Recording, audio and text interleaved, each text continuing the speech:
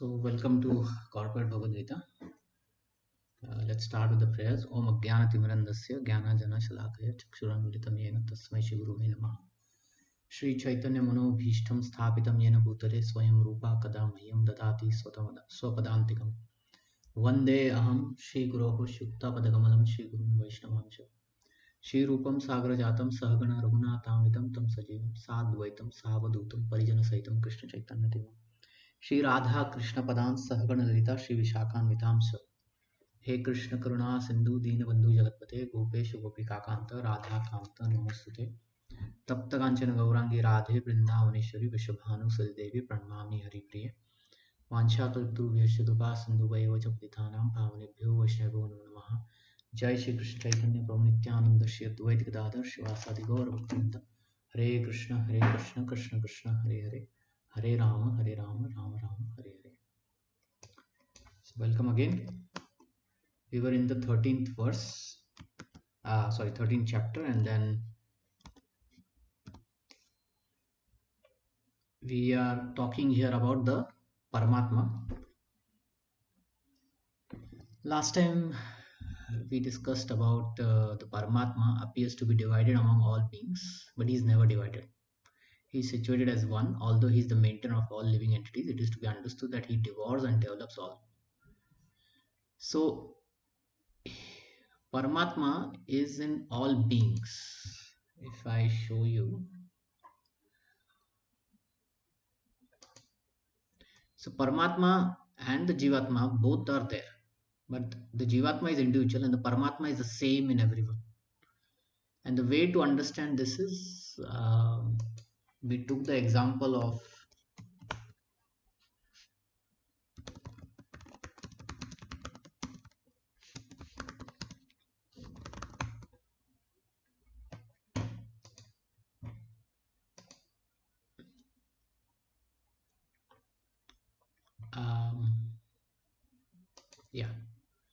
we took the example of, like, these are pots, okay, they all filled with water. They all filled with water. This is much better. This is with mud, sorry. Okay, this is better. They all filled with water. Okay, here we can see they all filled with water. Now if we look into each of the pot, we will find the sun. The sun is reflected in the water, right? So does that mean that the sun is divided in among all the pots? No, it is the one sun, and it has appeared, or its reflection is there in every pot. Similarly, the Paramatma is one, and its reflection, or it is situated in every being, like that. So it is not divided. So that's the example we took. Now let's get into the 18th verse. We'll go a little faster. He is the source of light in all luminous objects. He is beyond darkness of matter and is unmanifested. He is knowledge. He is the object of knowledge and he is the goal of knowledge. He is situated in everyone's heart. So just like it says, he's the source of light in all luminous objects. So all that is sublime comes from the Paramatma. The light, the heat, the life, everything comes from Paramatma. He is beyond darkness of matter and is unmanifested. Unmanifested means something that is created and destroyed. Unmanifest means that which is never created and never destroyed. It just exists as it is. Like we all were born.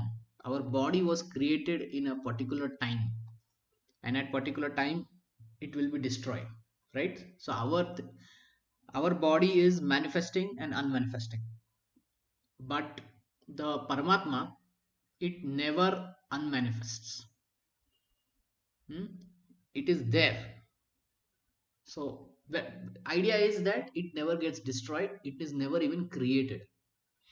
He is knowledge, he is the object of knowledge. He is the object of knowledge. What is to be known from all the knowledge is the Paramatma. He is the goal of knowledge. He is situated in everyone's heart. He is there in everyone's heart. Thus, the field of activities, the body, the knowledge, and knowable have been summarily described by me. Only my devotees can understand this thoroughly and thus attain to my nature. So, Krishna uses the word bhakti, bhaktya. So, only his devotees can understand all these things. Material nature and the living entity should be understood to be beginningless. Their transformation and the modes of matter are product of material nature. So even the material nature, the prakriti, the earth, the brahmanda, all this is beginningless. Actually, sorry, the earth, the brahmanda have a beginning. Definitely they have a beginning. But the element that it is made of, earth, water, fire, and ether, that doesn't have a beginning. That energy remains the same. Okay. The living entity is part and parcel of Krishna and they are beginningless. And they are beginningless. Okay, 21 verse. Nature is said to be the cause of material cause and effects, whereas the living entity is the cause of various suffering and enjoyment in this world. So, in this particular nature, we see there is laws of gravitation, thermodynamics laws, and all that. So there is cause and then there is effect. Okay. Now we as Jivatma, we use this nature. We use the material energy. We use earth, water, fire, air, ether. Okay. We use our mind, intelligence. And through that, we try to enjoy in this world and we face suffering also. The same thing can give us happiness and distress, both. So it is we who are the cause. Hmm? It is not something, this suffering and enjoyment is not just forced upon us. It is our own actions also. It's our own actions. If we touch the fire, we will suffer, right? Because fire is that element which will provide heat, which will burn us. So by our own action, we are suffering and enjoying. Hmm. 22. The living entity in the material nature thus follows the ways of life, enjoying three modes. Thus, this is due to his association with that material nature. Thus, he meets with good and evil among various species. So this is how we interact with the three material modes in its association. We create it, we destroy it, and that's how we experience good and evil among various species.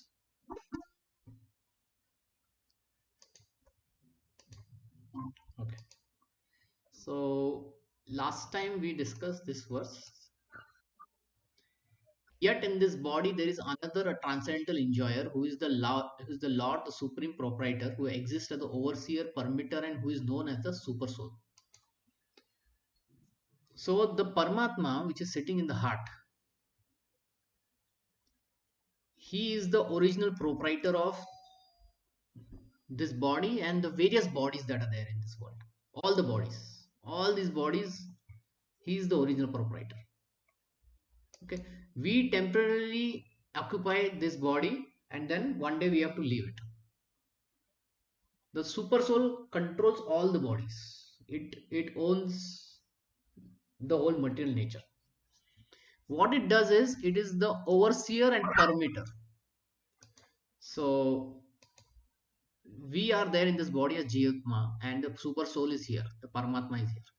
So the Jivatma wants to use this particular body to do certain things, to eat, to walk, to talk, to speech. Okay. Therefore, the Jivatma, when it tries to use this energy which belongs to the Paramatma allows the Jivatma to do that. So that's why he is called as permitter, overseer. He is also seeing. So that's how the super soul is there. That is the function. So when we use this body for certain purpose, we get some reaction. That reaction is given by Paramatma because he is the overseer. Overseer means it's like it's like uh, a system where we where there are certain laws, and if we follow those laws, we get certain output. Like like we follow traffic rules, we follow taxes, we follow so many things. When we follow them properly, no problem comes to us. But the moment we try to break,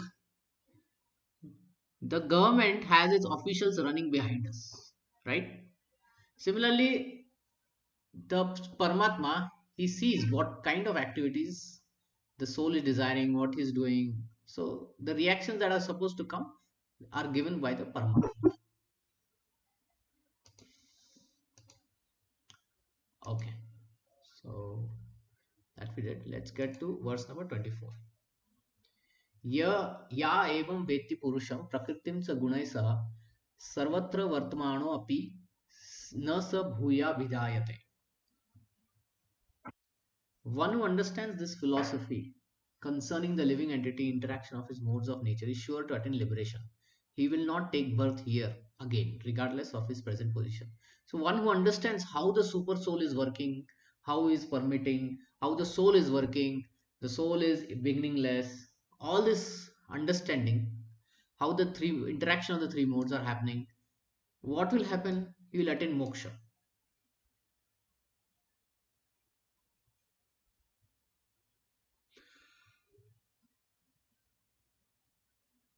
Na sa bhuya abhijayate. He never takes birth again. So this knowledge, it helps us to attain liberation. Actually, this is so powerful knowledge. If there are any questions or comments, you can always interrupt me. Clear understanding of material nature, the super soul, the individual soul, and the interrelation makes one eligible to become liberated and turn to spiritual atmosphere without being forced to return to this material nature. This is the result of knowledge. The purpose of knowledge is to understand distinctly that the living entity has by chance fallen into this material existence. Okay. So this whole knowledge of super soul, how the three modes are working, what is the role of the soul, hmm, all this is given for what reason? So that we understand that somehow we have fallen into this material existence, but we can come out of it. We can come out of it. How? By his personal endeavor, in association with authorities, saintly persons, and spiritual master, he has understood his position and then revert to spiritual consciousness or Krishna consciousness by understanding Bhagavad Gita as explained by the personality of Godhead. So, how he does?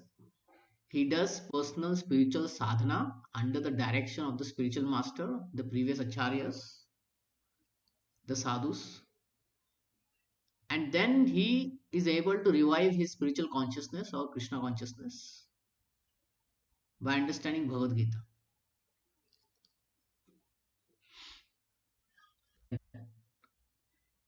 Then it is certain that he will not come to this world. He won't take birth again. He'll be transferred to the spiritual world for blissful eternal life of knowledge. Text number 25.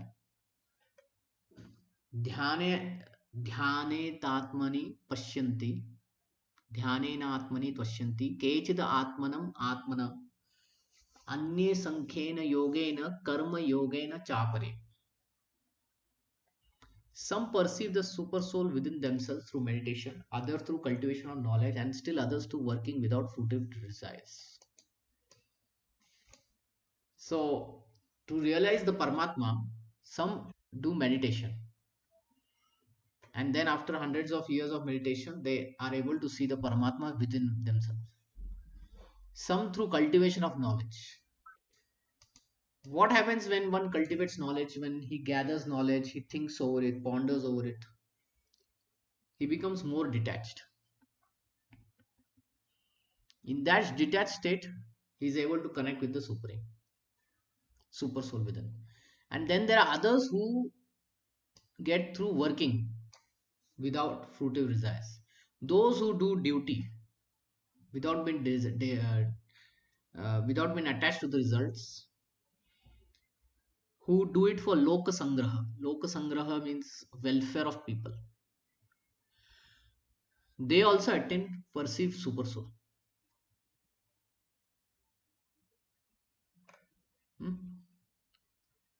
The Lord informs Arjuna that the conditioned soul can be divided into two classes as far as the man's search for self-realization is concerned. There are atheists, agnostic, and skeptics are beyond the sense of spiritual understanding. See, atheist, agnostic, skeptics, they don't uh, accept the spiritual understanding. Okay, but there are others who are faithful in their understanding of spiritual life, and they are called introspective devotees, philosophers, and workers who have renounced fruitive results. So only devotees, the bhaktas, they can understand the spiritual life.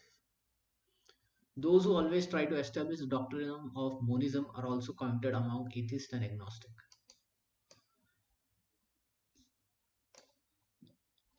So there are some philosophers who talk about monism, but actually that is atheist and agnostic. Monism means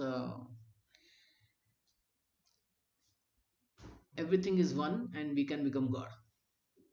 To put it in simple words, such people are also atheist, and the reason for that is we have to revive our relationship with God, not that we have to become God.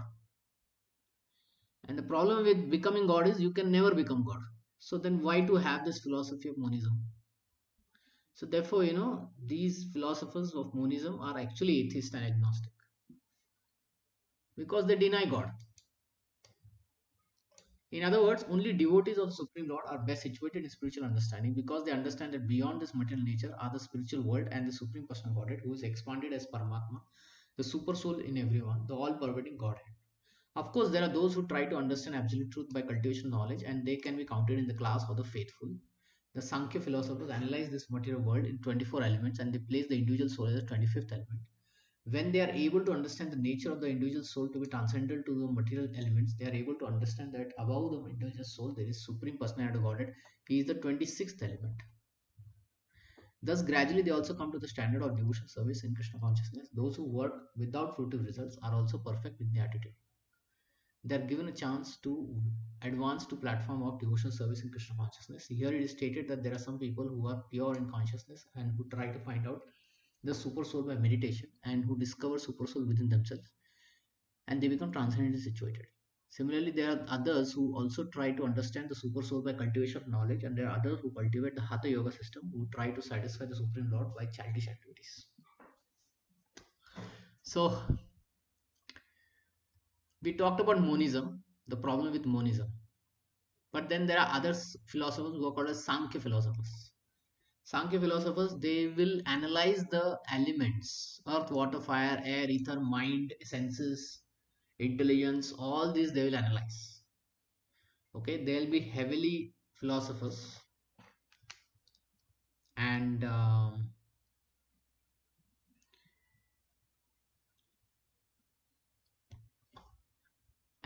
and then they'll analyze each and every word. Then they will analyze that there is something which is beyond this world, but it is in this world, and that's how they will understand the soul, and they'll say 25th.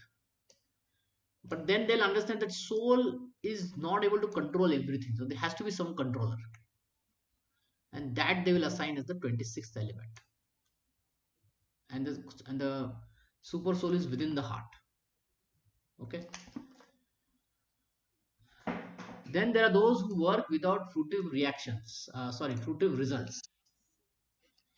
So in the third chapter of Bhagavad Gita, Krishna gives the example of Janaka Maharaj, the father of Sita.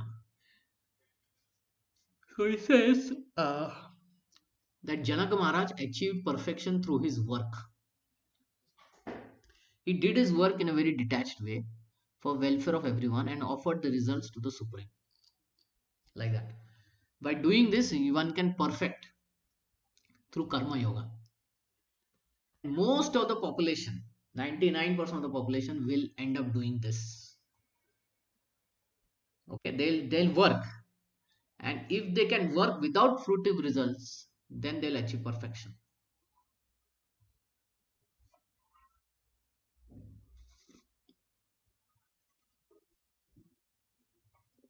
Any questions or comments?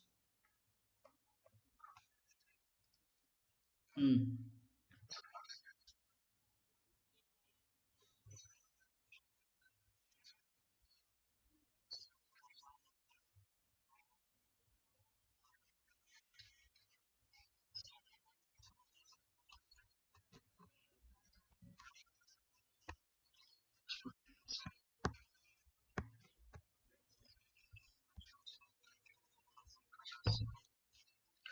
Yeah.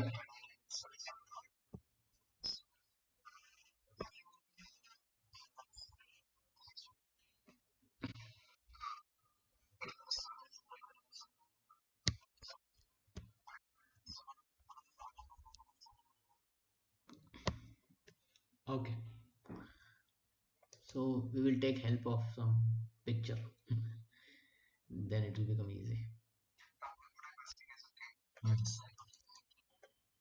No.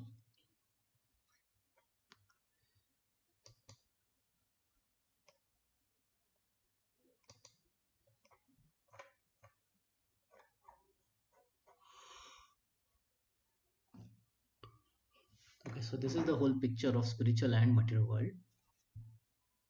So we are in this particular Brahmanda. There are many Brahmanda which come out of the body of Mahavishnu. So here is the Mahavishnu.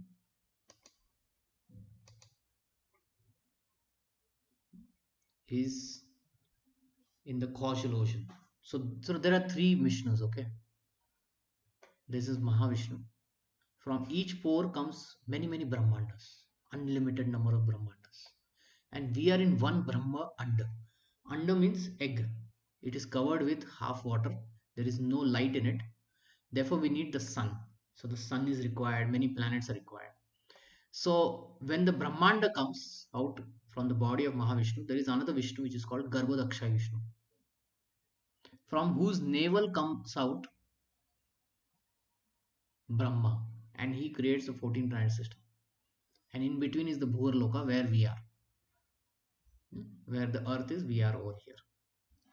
So now when we talk about moksha and all that, we are talking about getting rid of this material universe. Okay, the coverings of material universe, earth, water, fire, air, ether, and reaching Brahma Jyoti and going beyond Brahma Jyoti. So moksha has three levels: Brahma Jyoti, Paramatma, and Bhagwan. So in the Brahma Jyoti is where one merges into the spiritual sky. There is no material matter in it. Okay. Hmm. And those who are devotees who want to continue the devotional service, they enter into the Vaikuntha planets and they serve Lakshmi Narayan or Ram Sita or Rukmini Dwarkadish or Radha Krishna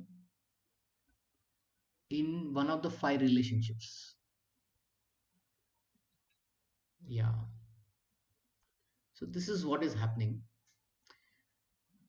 So it depends on what the Jivatma is cultivating. If it is cultivating Brahmanda, I mean, if it's cultivating Brahma Jyoti, then it will merge. But if it is cultivating eternal devotional service, then it will enter into the Vaikuntha planets.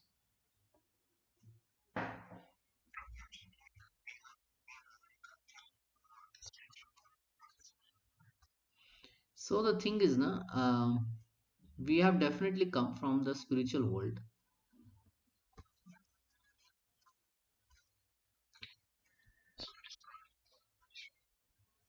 Yeah, that is there. But the thing is, because spiritual world starts from here, from Brahma Jyoti, so the Jivatma can come from here also. So from here it goes down, then it goes back to the spiritual world. But once we go into the spiritual world, we don't come back because we are completely satisfied here.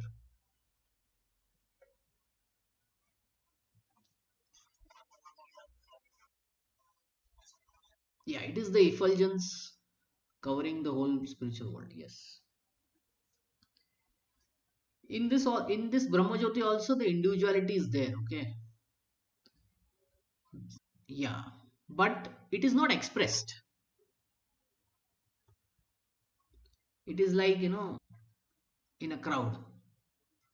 So we can say it is a sea of crowd, like, this Kumbh Mela is going, right? So if you say sea of crowd,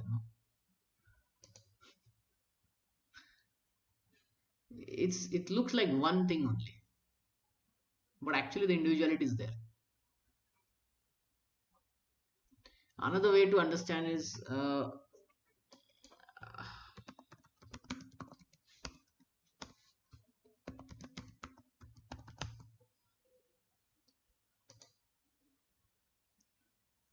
parrot when it enters the green uh, tree, right? We can't easily identify it.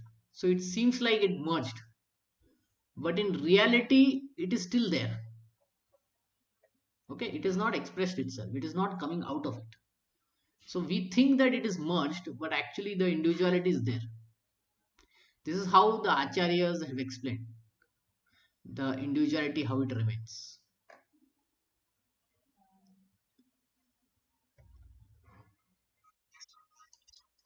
Huh.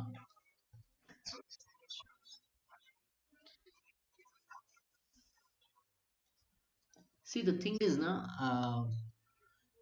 the first fall down, right? It is actually not like a fall down from the spiritual world, okay?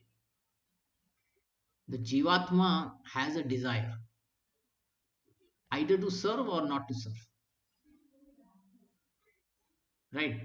And there is no time, there is eternal time here. So, as such, it doesn't happen like at this time it thinks, okay, now I want to desire or I want to. No, it's not like that.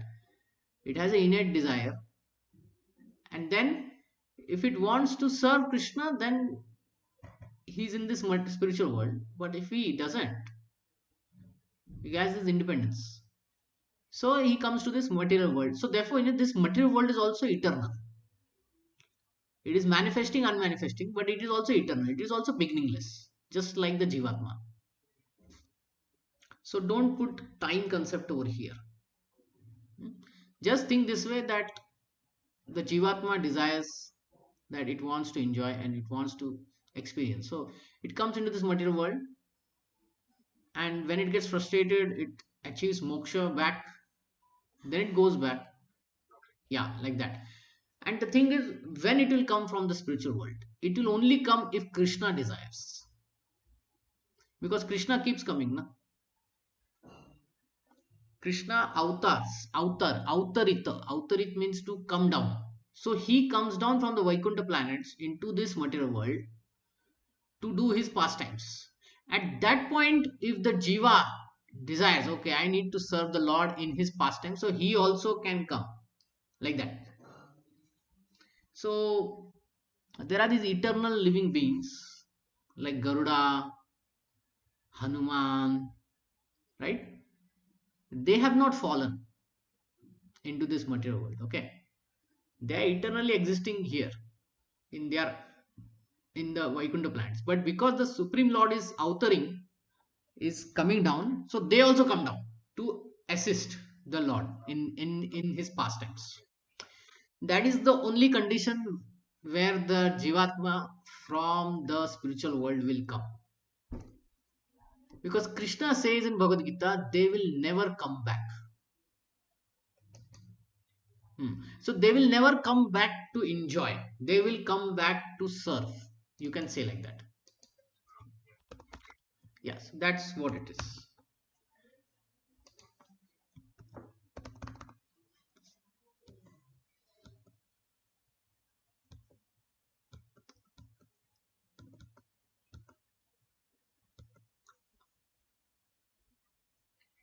Yes. See, having obtained real knowledge from self-realized soul, you will never fall into such illusion. So you'll never fall into that illusion that I want to enjoy separately from Krishna. Okay. Another thing is, you can say yes, yes. Um, yes, I would say it is one time, 4.9. Okay.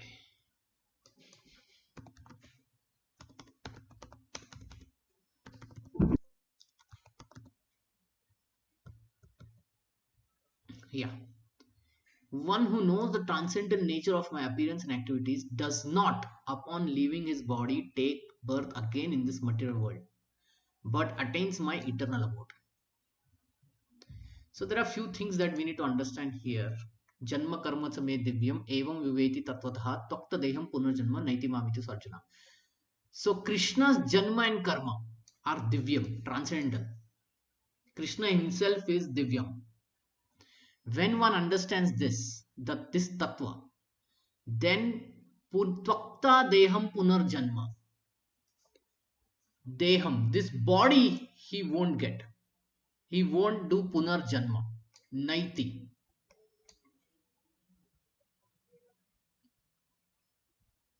Hmm? But he will achieve Krishna's abode. Now, few things here. This Punarjanma, why does Punarjanma happen? Why does rebirth happens?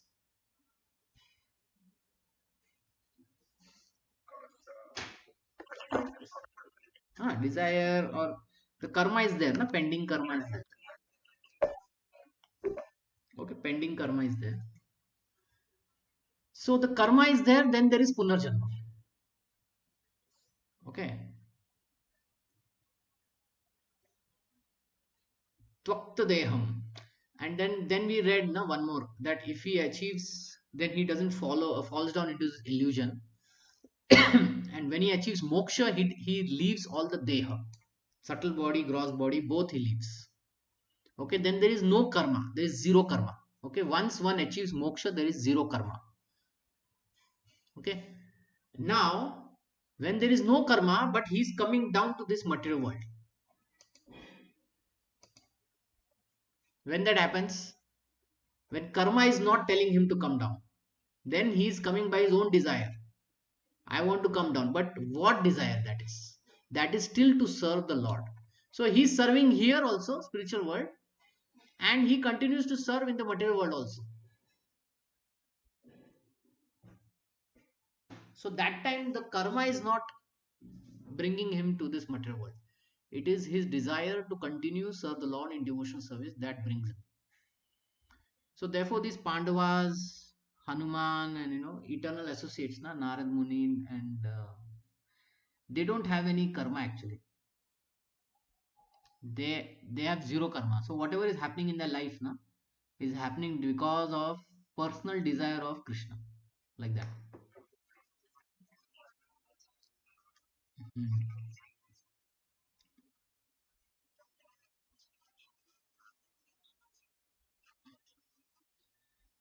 No, they give their purpose, no? They give their purpose. Um, okay. When you talk about Buddha and Shankaracharya, their purpose is very different. Okay. Buddha's purpose was to stop this animal killing, and Shankaracharya's purpose was to establish Vedas again, but then to speak a philosophy which was incomplete and had wrong conclusions. So therefore, these two things, right? These two incarnations. One is Shiva's incarnation. One is Krishna's incarnation.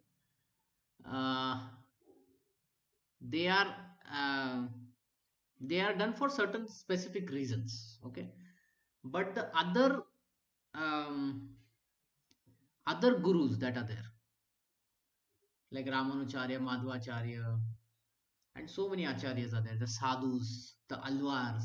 Have you heard about alvars? There are 11 alvars, right? One of them is the bell of Vishnu. One is Andal, like that. Andal, yeah. So these are different, okay? They come to help the Lord in his service. Okay. The Jivatmas need an example to know how to do devotion service, how to do bhakti. So they come and they teach. So they come in two situations. One is when the Supreme Lord is there performing his pastime, they come that time. When Sri Ram was there, Hanuman came. And one time when Sri Ram is not there, then they will come as acharyas to continue the devotional service, the parampara of devotional service, to continue that. Then they will come that time. Like Ramanucharya is incarnation of Lakshman. Madhvacharya is incarnation of Bhima or Vayu. Okay, but these two incarnations, right? Buddha and Shiva, right? They are not for devotional service. That's what I want to specifically tell.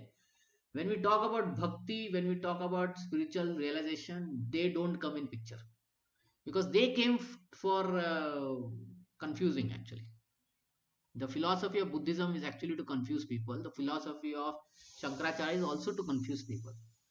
But when we talk about other acharyas, that is not for the sake. Hmm. Like that it is. Yeah, yeah.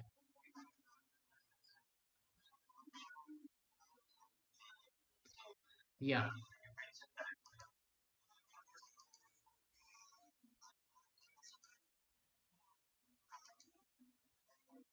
Hmm. Yes, yes, that is there. But in case of Prabhupada, right, he didn't reveal.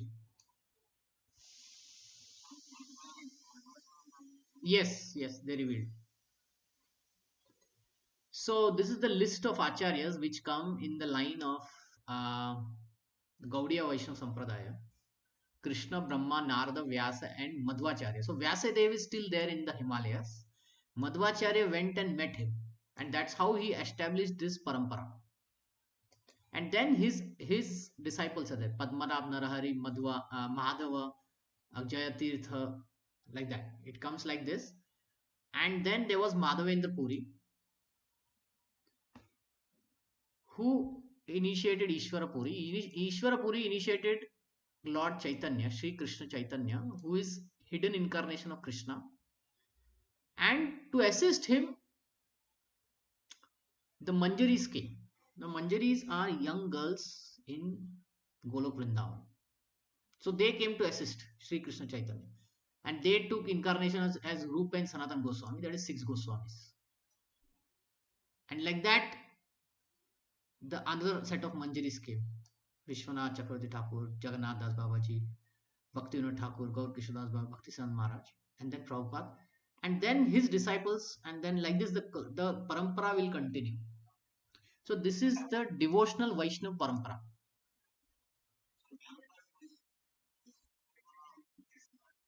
So either they reveal, okay, they themselves reveal.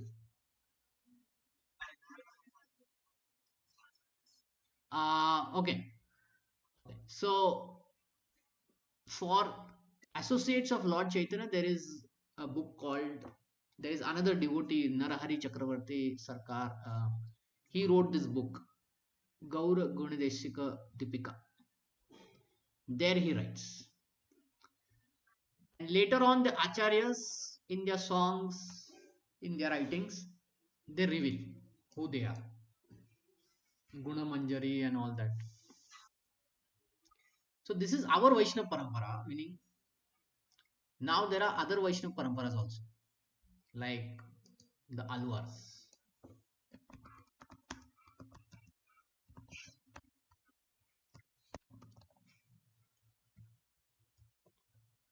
If I find the list, I will tell,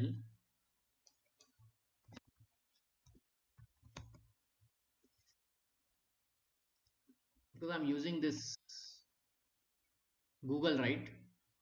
I'm just trying to tell you that, like the conch shell of Narayan. So there was this Pogai Alvar. He was the conch shell. Then there is another Alvar who is the mace. Then there is another one who is Nandaki, the sword. Then Sudarshan Chakra. So like this, there is a bell one, Nama Alvar.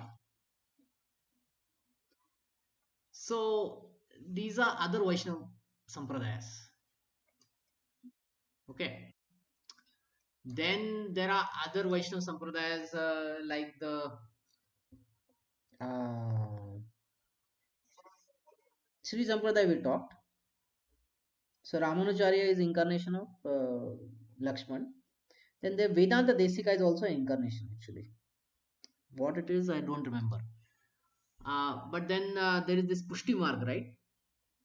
Pushti Marg. I think so. But yeah, in the Pushti Marg, na, they have the Gopas. So the Acharyas in the lines are the Gopas. Okay, like that. So, you know, Krishna is not there, but his devotees keep coming to continue the preaching movement, like that. So these are all details, but yeah,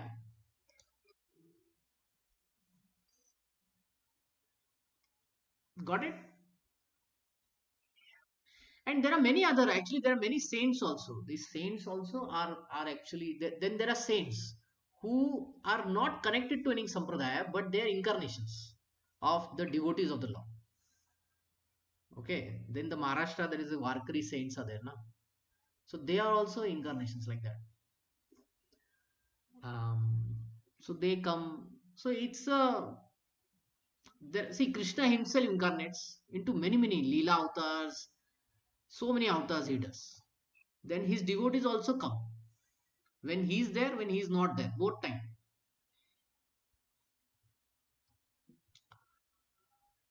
Okay, we diverted from some question. I don't remember now what was the question.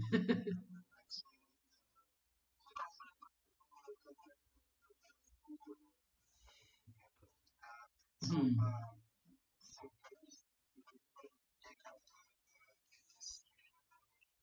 Yeah. Yeah. It is Krishna, not by karma. So yes, that's the point I'm saying. Huh. It is not. It is not punarjanma for them. It is Krishna's desire. That's it. Even whatever happens in their life, also, na, it is Krishna's desire. Whatever difficulty. Yeah. Yes. That is true. Yes.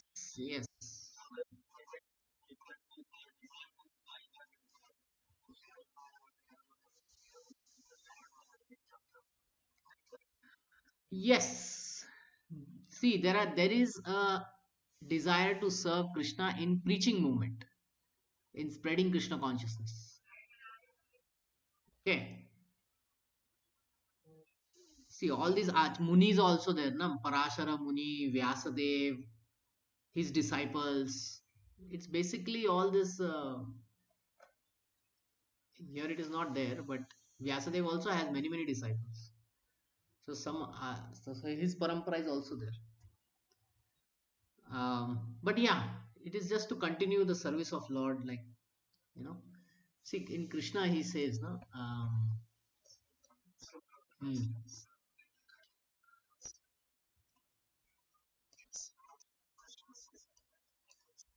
Yeah. Yes, it's in favor of Krishna desire. Yeah. See, hmm. Then it is like independent desire, whimsical, separate desire. Okay, separate desire. Oh yes. Once when one gets moksha into the Vaikuntha planets, then there is no desire to come to enjoy. Then there may be some desire to continue service. And if the Lord says, I'm going to material world, then one can come. Like like at the end of Bhagavad Gita, he's going to say this. Um, for he who explains this secret of um, this supreme secret to devotees, pure devotion service is guaranteed. At the end, he will come back to me. Okay, there is no servant more dear to me than he is, nor will there be ever be one more dear. What he says is there will be no servant more dear to him. So some devotees may be inspired by this. I want to be that servant. So they will come. They will continue. And then, in Srimad Bhagavatam, in the seventh canto, Prahlad Maharaj says, this is actually mood of Prahlad Maharaj. Um, let's see.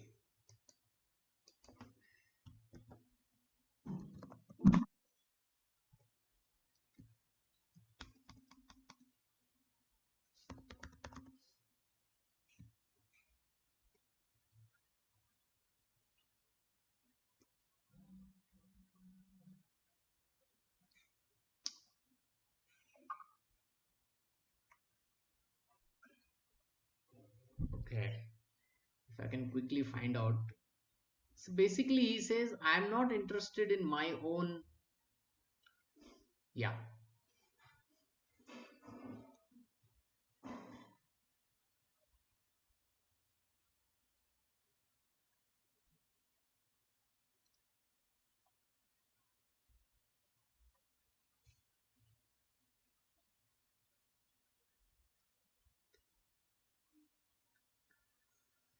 Uh,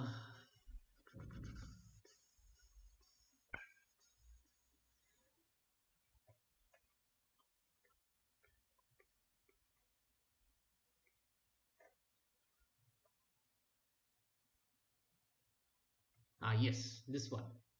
My dear Lord Narasimha, I see that there are many saintly people. So there are many saintly people, but they are only interested in their own deliverance. They only think about their own moksha. Not caring for big cities and towns, they go to the Himalayas or forest to meditate with vows of silence. They are not interested in delivering others. As for me, however, I do not wish to be liberated alone. Now, this is what I was saying. He is already a liberated soul, but he is not wishing that I be liberated. Why he's saying? Because he doesn't want to go alone. He says, leaving aside all these poor fools and rascals, I know that without Krishna consciousness, without taking shelter of your lotus feet, one cannot be happy. Therefore, I wish to bring them back to shelter. See, you see what he's saying? I wish to bring them back to shelter at your lotus feet. So, for this reason, he will continue preaching in this world. Now you get? So, like that. So, there is Prahlad in the spiritual world. Okay, there is Narsinga Bhagwan's Vaikuntha planet in the spiritual world. But he is more concerned that so many souls are not at all interested in Krishna consciousness. I will go and I will preach. Yes, so such devotees will come. Those who are in the disciplic success, those who are in the mood of Prahlad Maharaj. There are those transcendentalists who are only interested in their own deliverance. That is there. But Prahlad Maharaj says, I am not interested in in my alone. I want everyone to be back. So they also will incarnate with the Lord. Yeah. You can see they are moving from one planet to another wherever Krishna is desiring them to go. Like that. Wherever Krishna is desiring them to go. So it is not the karma which is directing them. Okay. It is not a punar janma for them. It is a janma according to Krishna's desire. All this punar janma is because of karma, one's own karma. But acharyas, they don't take janma according to their karma, they take birth janma according to Krishna's desire. Okay. Hmm.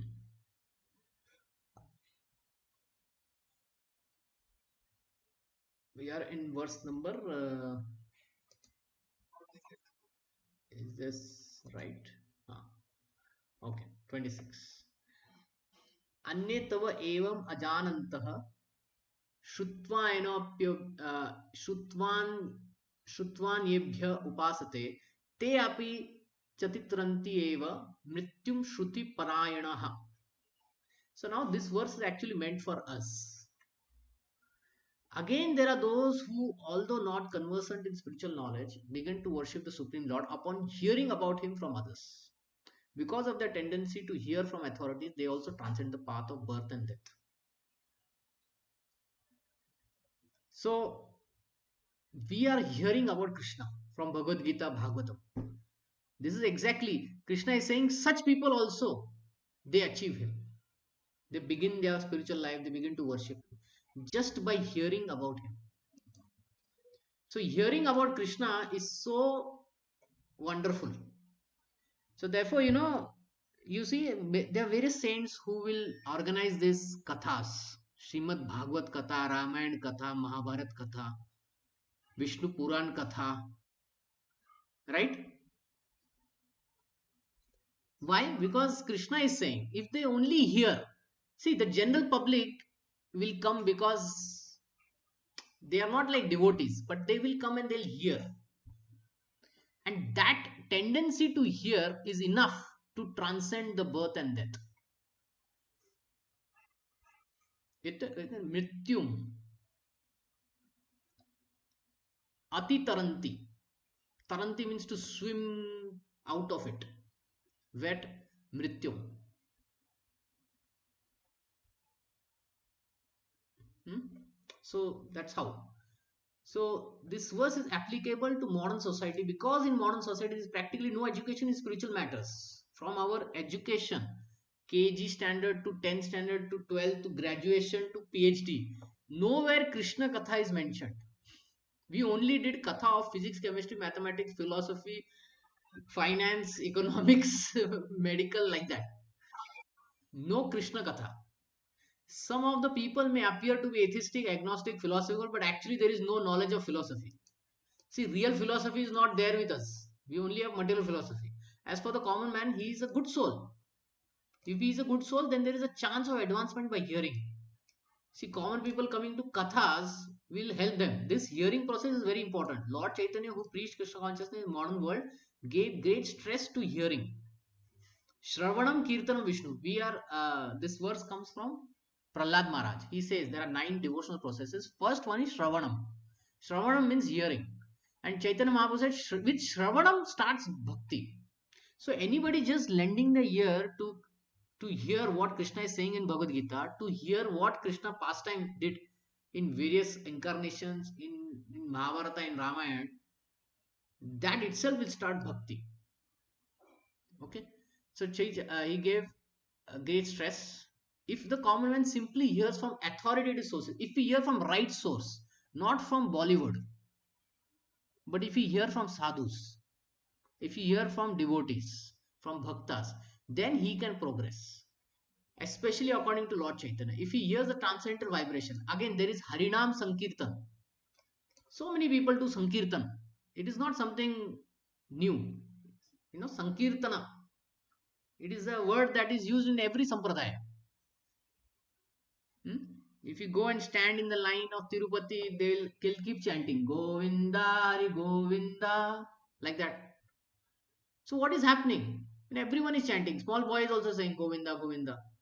But this is a transcendental chanting. It is not just chanting Coca-Cola, Coca-Cola, Pepsi, Pepsi, or Vada Pav, Vada Pav. No.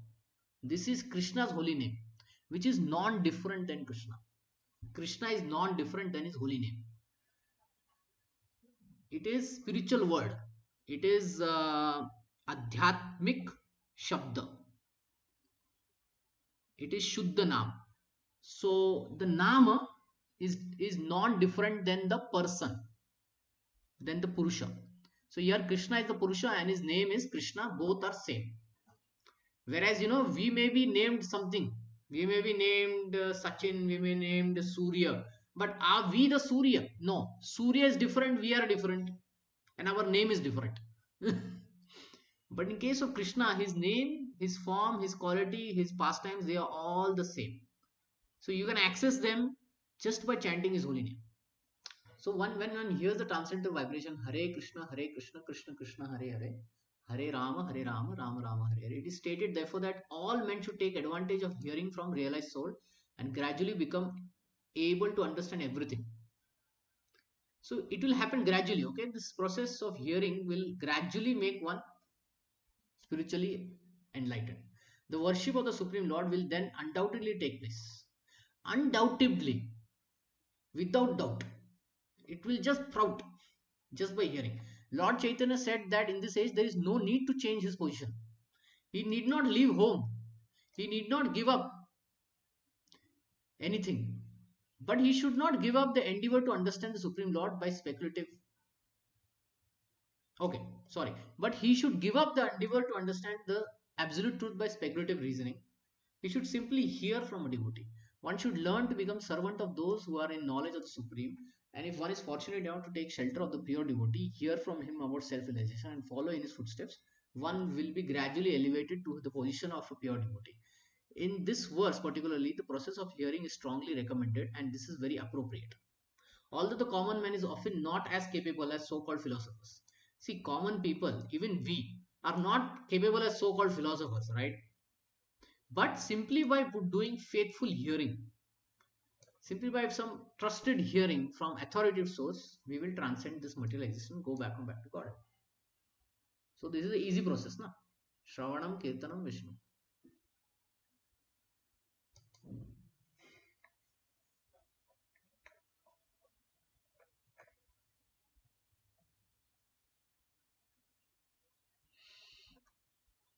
Any questions?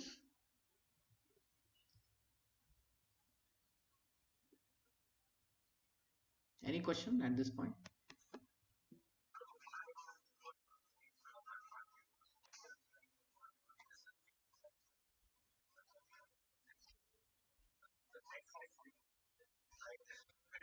Yeah.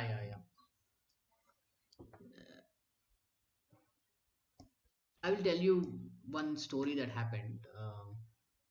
So there was this mother, and she brought her son to a sadhu, and she told the sadhu, my son is eating too much of sugar. You please tell him not to eat sugar. So then the sadhu said, okay, come tomorrow. And she thought, okay, I'll come tomorrow. So she next day she came back. And then the sadhu said, you should not eat sugar. And then the mother was thinking, Are, if only you had to say you are not to eat sugar, why you had not to tell, why didn't you tell yesterday? Why you had to wait for one day? Then the sadhu said, I was also eating sugar. So I stopped eating sugar. So, so the point is, uh, there is a power of a person when he himself practices. And when he himself practices and speaks, then it then that has greater impact than from those who never practice. Like you all must have seen cricket match. There are various commentators and audiences who will say, "Are he should have hit the ball like this. Why did he hit it like this? Why he did fielding like this? He should have jumped." Okay, they can also give ideas of how to jump and how to hit the ball and how to play straight and how to hit top or low or whatever. But it is only when the coach says that the sports person understands, right? It is only the reason is why the coach is also saying the same thing. You hit it like this, you hit like that, you know, and the audience is also saying the same thing. Why it is that the coach's word makes sense and yeah.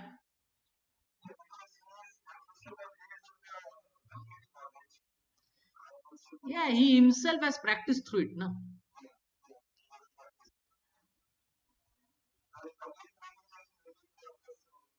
Yeah, yes. See, that is one reason. Another thing is um, to hear about Krishna, one should hear from a person who is loving Krishna. Okay. There are those who really don't love Krishna, but they want to earn from his pastimes and so called spirituality.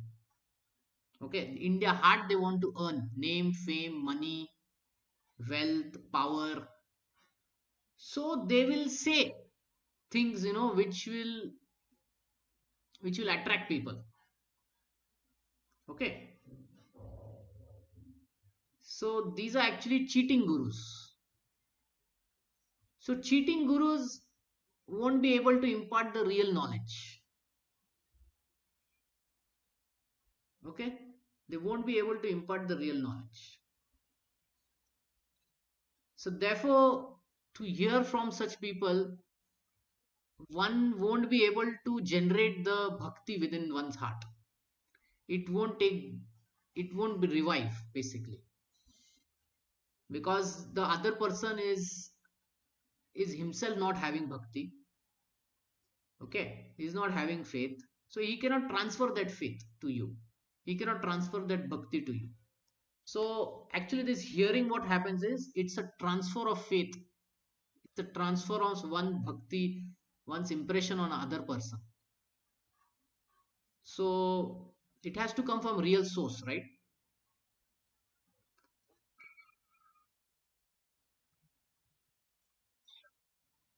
So there was this one sadhu who was always chanting the name of Ram. So one studious person, he got interested to in him. Like, this sadhu is always chanting Ram, so he's such great personality. So he started living with that person, with that sadhu. And then he started hearing about him, oh, okay, what about chanting the holy name of Ram, the glories of Ram, the Ram Katha and all that. Then one day the sadhu said, "Do you know why I chant Ram? Do you know why?" And the student asked, "Why?" He said, "Because I want to become Ram." And when the student heard this, he felt, "Arey, there is something wrong in this. There is something wrong in this." And therefore he left. See, the story of Ramayana is that Hanuman chanted Ram. Did he chant to become Ram? No. He chanted Ram to serve Ram. Yeah. So it's very clear. It's very clear. So if you get a teacher who's also chanting Ram to become the servant of Ram, then that is following in the footsteps of Hanuman, right? Then it will work out. See, there was Marich who also chanted Ram. But did he really chant Ram? Ram, Ram, save me. Or what did he say? He actually said, Lakshman, Lakshman, save me. Something like that he said, right? So, Lakshman, Sita, save me. Something like that he said. But anyway, the point is that Marich was who? Marich was a Rakshasa. Yeah, whatever, the point is that it was not pure chanting, na. So, see, source is important. You don't want adulterated milk. Okay, there is adulterated milk also in the market, and there is real milk also. Both look the same, but the effect is completely different. है ना? Looking wise, they are same only, white in color, liquid. But if you drink one, it is real milk. If you drink other, it is completely adulterated. So you want to take it from a real trader, or I would say authentic trader, na, है ना? So yeah, that's why we should hear it from a devotee, bhakta, and a bhakta is one who wants to serve Krishna. Okay, he doesn't want to become Krishna, but he wants to serve Krishna.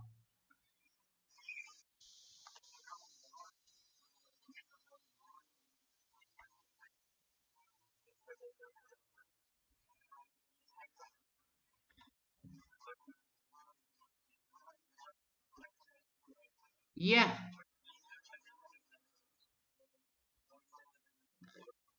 no, see, Marich was Chal Kapat. His chanting was Chalak and Kapat. It was cunning. It was with ulterior motive. And Ajamil's chanting was not of ulterior motive. It was of what is called as yes, it was without any thal kapat. Okay, it was affection to his son. Um, See that there is chal and kapat. Na, there is what to say. Uh, there is ulterior motive. Ulterior motive means दिल में कुछ और है और बात कुछ और कर रहा है, like that. So in case of Ajamil, his heart didn't have any envy towards Krishna, towards Narayan. Okay, he didn't have any envy towards Narayan, and he chanted Narayan. So it was very innocent. You understand innocent? So there is innocent chanting, and there is chanting with ulterior motive, envious chanting. तो उसमें फर्क होता है. So there is difference. We can detect that, right? We can detect that. See, we also can detect that. If somebody calls us, we can immediately understand, is that calling sincere, or is it, with some ulterior motive? Sometimes we can detect that, right? So that's the thing. Now, Marich was very ulterior motive. It was to confuse. And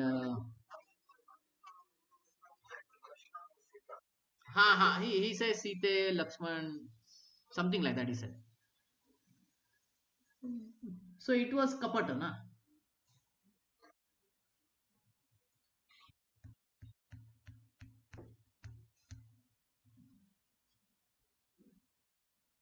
Like people may cry in a drama. Like somebody playing Dashrath Maharaj, and he may cry in the drama. Why is he crying? Is he really crying for that emotion of Dashrath for Ram? Or is he crying because he has to make a show of that crying?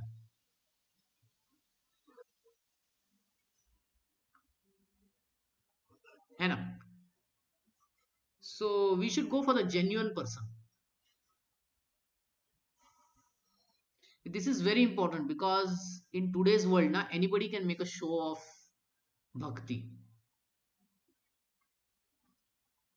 Anyone can make a show of bhakti. So like I told this story, that he was always chanting Ram, but internally he was always thinking, how can I become Ram?